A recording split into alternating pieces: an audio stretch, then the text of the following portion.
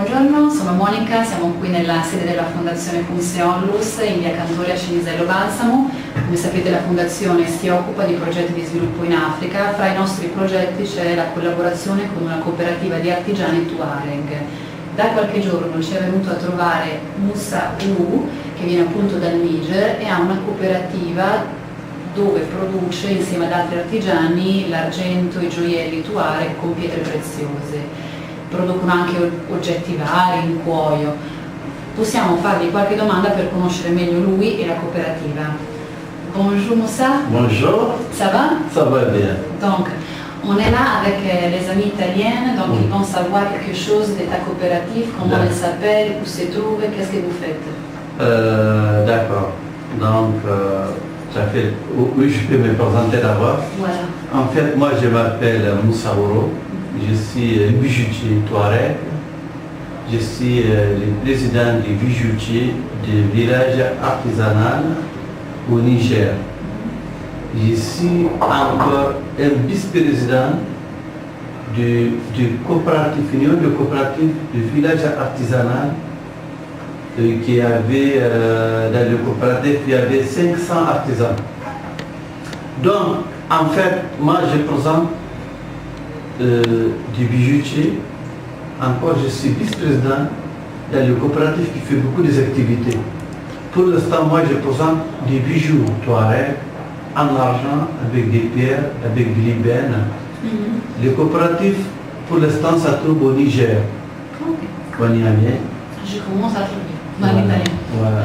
Allora, Moussa, appunto si chiama Moussa Ourou, viene dal Niger, è presidente di una cooperativa che conta 60 artigiani, vuol dire che aiuta 60 famiglie, questo lo aggiungo io perché ne abbiamo parlato insieme, 60 famiglie, toglie dalla strada dei ragazzi di strada, quindi li aiuta ad avere un lavoro, insegna loro un lavoro e li toglie dalla criminalità sostanzialmente, per cui ci sono questi 60 artigiani della cooperativa dove lui è presidente, inoltre è vicepresidente dell'Unione delle Cooperative del Niger, il villaggio artigiano, che conta circa 500 artigiani, per cui è un lavoro effettivamente c'est un gros travail. Oui. Parce qu'il y a 500 artisans. Donc, ils font du travail, c'est pas que des bijoux, ils font d'autres choses. Tout l'artisanat du Niger, on le fait là-bas. Donc, c'est un mais coopérative. par exemple, qu'est-ce que vous faites? Toi qui sont pas... C'est qu'on fait du travail en cuir, des maroquinets, on fait des masques, comment on appelle, c'est-à-dire des masques de travail de devoir. On fait, il y a des tailleurs aussi traditionnels qui font les couturiers, qui font des coutures traditionnelles.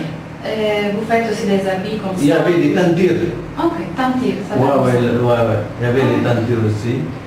Dunque, fanno molti lavori, non soltanto i gioielli in argento con pietre, lui ha citato l'onice ad esempio come pietra, ma fanno anche vestiti come quello che porta Moussa, il classico vestito blu dei Tuareg, oppure fanno oggetti in cuoio.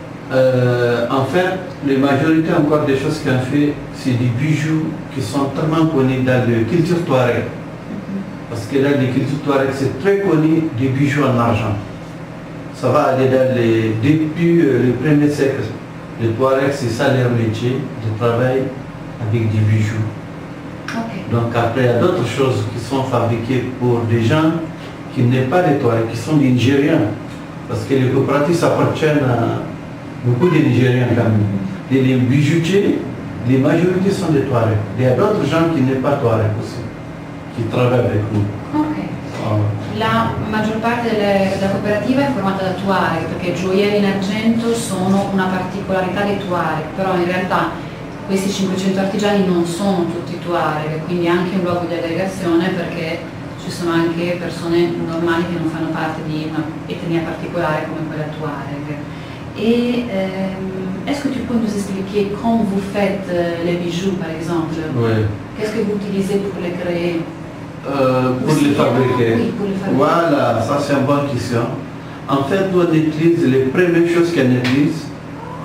Les matières premières, c'est de l'argent.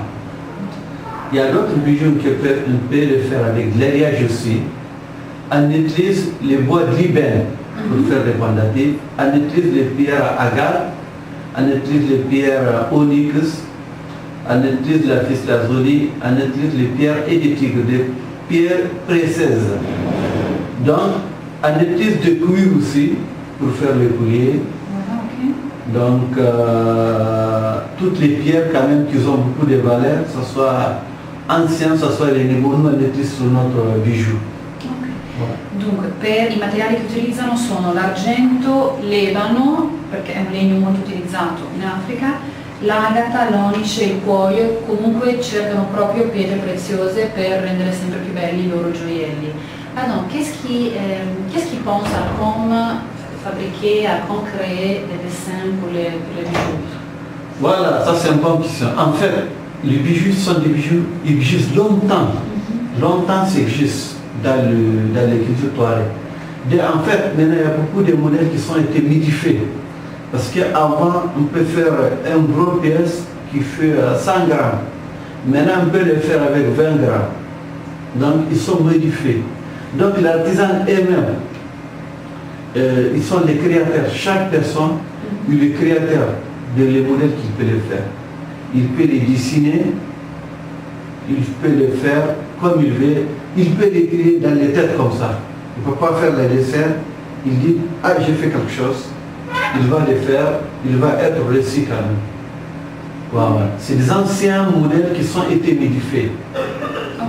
In molti gli ho chiesto se c'è qualcuno, un creatore di gioielli, mi dice che i disegni in realtà sono proprio della tradizione Tuareg, per cui esistono da moltissimi anni, però ciascun artigiano può scegliere di personalizzare ogni gioiello, per cui può creare un disegno diverso. Effettivamente ogni pezzo è praticamente unico perché sono realizzati a mano, per cui ogni artigiano ci mette molto anche del suo per crearli.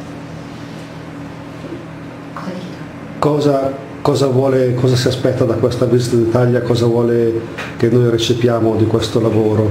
Okay. Donc tu as voyagé par la France, tu as été en France, maintenant tu es en Italie, puis tu vas retourner en France pour retourner encore au Niger.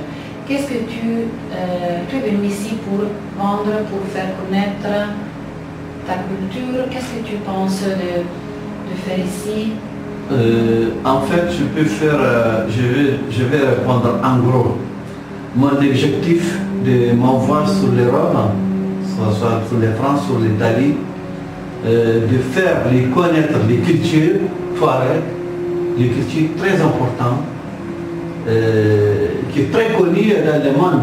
Il y a des gens qui ne peuvent pas savoir c'est quoi les Touaregs, c'est quoi les Berbères dans l'Afrique. Donc moi je fais de faire les connaître de notre culture. En plus, je fais les connaître notre vision des artisans, parce qu'on peut dire on est tellement nombreux les Touaregs qui font des bijoux, les artisans au Niger qui vivaient avec l'artisanat. Ils n'ont aucun métier à part l'artisanat. Ils font que l'artisanat pour nourrir leur famille, pour payer l'école des enfants, pour soigner des gens qui sont malades. Donc, je viens pour expliquer aux gens, comme ça ils vont apprécier de nous aider, d'acheter de notre matériel.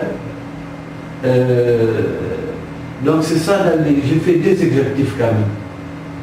Parce qu'en fait, nous ce qu'on récupère, c'est un commerce équitable. Ce n'est pas des gens qui ont beaucoup de moyens, qui vivent avec ça. C'est vrai qu'on a d'autres associations qui nous aident, mais maintenant, et pas beaucoup.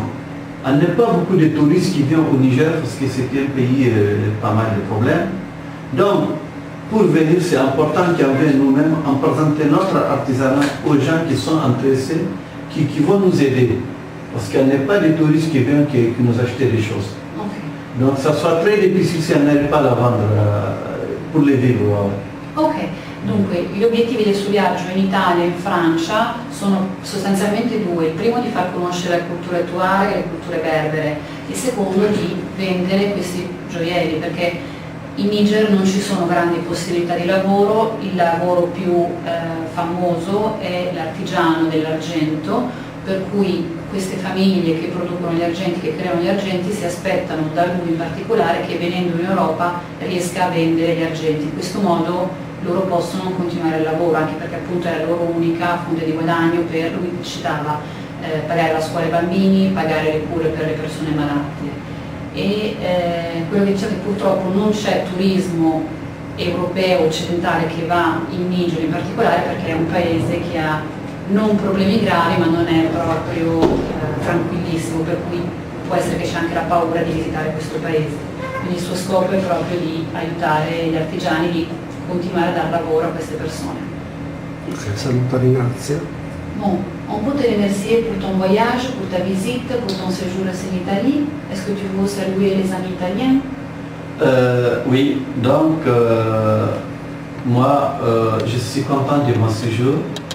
J'apprécie beaucoup les cultures italiennes qui nous soutiennent beaucoup.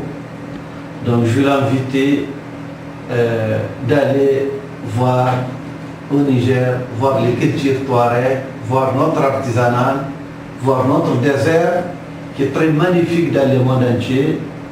Donc je vous accueille chez nous au Niger. Quand vous voulez venir, aucun problème. Je vous remercie beaucoup. Je peux dire à bientôt. Merci. Ringrazia gli italiani, la cultura italiana gli piace molto, l'apprezza e ci invita in Niger perché il deserto del Niger è conosciuto in tutto il mondo perché è un deserto magnifico, quindi lui è pronto ad accoglierci. Grazie.